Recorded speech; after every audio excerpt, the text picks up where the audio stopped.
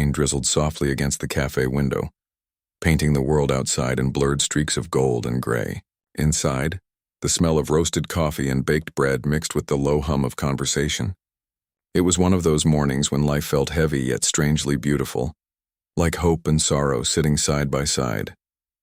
Ethan sat near the window, his worn coat draped over the chair beside him, a paper cup of black coffee cooling in his hands. Across the table, his 6-year-old daughter Lily pressed her small palms against the glass, tracing raindrops as they slid down. She was humming, lost in her little world, and he smiled faintly, because even in his hardest days she was the reason he kept going. 2 years had passed since his wife's death. Cancer had taken her in a season that should have been full of light. After that, everything changed: his job, his home, his sense of purpose. He worked 2 part-time shifts now, one at a gas station, another delivering groceries at night. Life had become a constant test of endurance. But every morning before work, he would bring Lily here to this same cafe.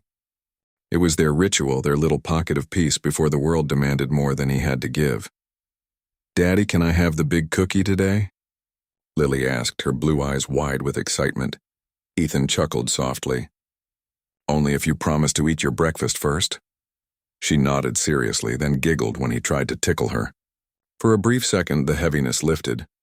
He looked out the window again, watching people hurry past under umbrellas. They looked so sure of themselves, so untouched by the quiet battles he fought every day. A strange thought crept in: how life could make you invisible once you stopped shining. He wondered if anyone would notice if he wasn't there tomorrow, and that's when he saw her. At first, it was just a glimpse, a familiar silhouette in a cream-colored coat stepping through the cafe door. But when she brushed her hair back and laughed softly at something the barista said, his heart froze. It couldn't be her. "Grace?" he whispered under his breath. It was her, Grace Porter, the girl he'd loved through high school and lost after college. The one he thought about on lonely nights when the silence got too loud. She looked different now, older, yes, but radiant in a way that success and peace give you. There was something refined about her, the way she carried herself, like someone who had found her place in the world. She hadn't seen him yet. She was on her phone, speaking quickly, her tone polished but kind. People turned their heads when she walked past. She had that quiet kind of authority that drew attention without demanding it. Ethan's chest tightened. He looked down at his shirt, wrinkled from last night's shift. His hands were rough, his nails chipped.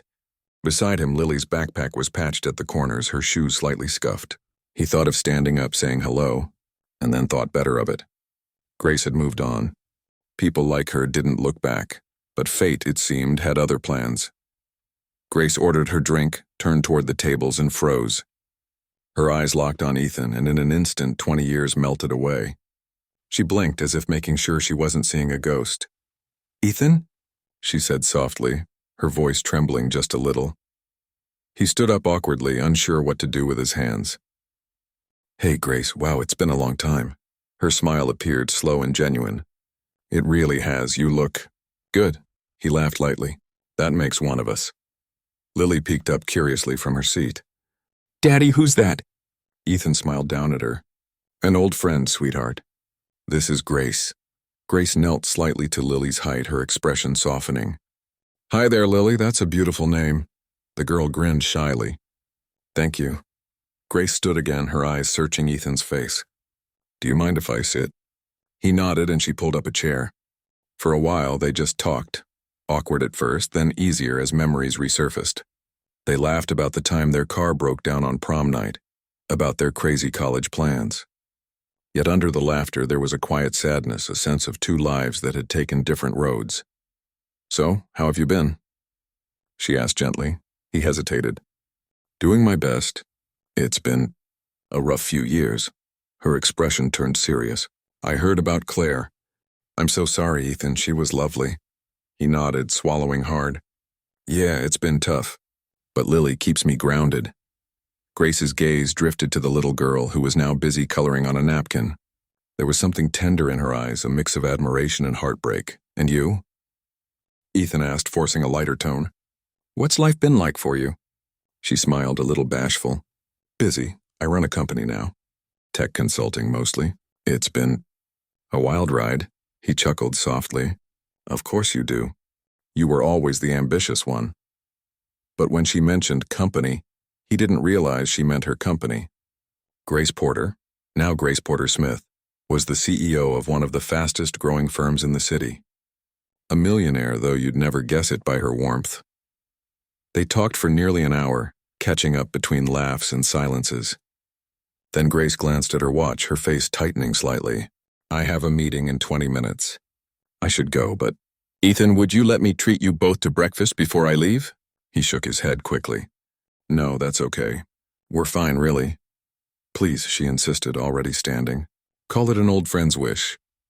Before he could argue, she went to the counter and paid. When she returned, she slipped a small folded note beside his coffee cup. Just in case you ever need anything, she said softly. Don't hesitate. Then she was gone, her perfume lingering in the air, her presence leaving a quiet ache behind. Ethan opened the note. Inside was a business card, and beneath it a handwritten line. You once believed in me when I had nothing. Let me return the favor someday. He smiled faintly, tucked the card into his wallet, and thought that was the end of it. But it wasn't. 2 weeks later, Ethan lost one of his jobs. The grocery delivery company had cut back staff, and with rising rent, he was barely holding on. He tried everything, odd jobs, night shifts, but the numbers never added up. One night, as he watched Lily sleep, he pulled out his wallet to count his last few bills, and the card fell out. He hesitated. Calling Grace felt like admitting defeat. But as he stared at his daughter, wrapped in a blanket with her worn teddy bear, he made the call. The next morning, he met her again, this time in her office. The contrast was overwhelming. Glass walls, polished floors, people in suits moving briskly. Grace stood by the window, sunlight pouring over her. Ethan, she said warmly, motioning him in. I'm glad you called. He shifted awkwardly in the chair. I didn't want to bother you, I just needed some advice on finding stable work. She nodded thoughtfully. I understand. But maybe I can offer more than advice. He blinked. What do you mean? I need someone I can trust to manage a new community project, something personal to me. It's about helping single parents get back on their feet. It's not glamorous, but it matters. And I think you'd be perfect for it. His throat tightened. Grace, I don't know what to say. Say yes, she said gently. Sometimes life gives us second chances disguised as kindness. He accepted. Months passed. Under Grace's mentorship, Ethan flourished.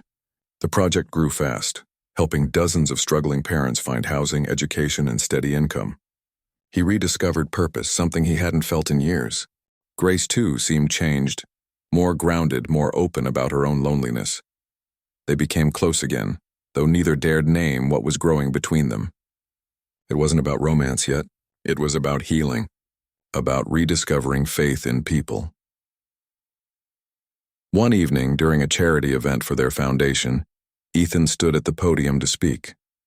As he thanked the sponsors, his voice trembled. Not long ago, he said, I was just a dad trying to survive each day. I thought life had forgotten me. But then someone showed me what real kindness looks like, not pity, not charity, but belief. She saw something in me I'd stopped seeing in myself, and that changed everything. The crowd applauded. Grace, sitting in the front row, wiped a tear discreetly. Later that night, as they walked out together into the cool city air, he turned to her. Grace, do you ever think about how strange it all is?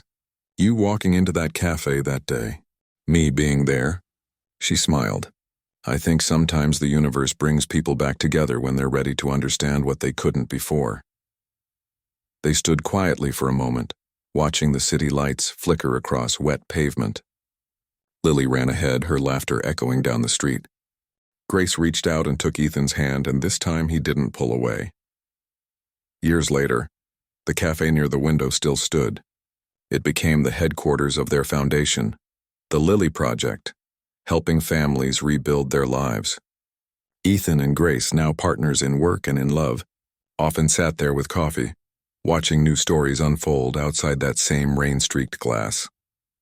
Sometimes, kindness isn't about grand gestures or perfect timing. It's about showing up when someone least expects it and most needs it. And in that small cafe, On a rainy morning that began like any other, two souls found their way home again, proving that the quiet power of humanity can turn even the darkest struggles into light.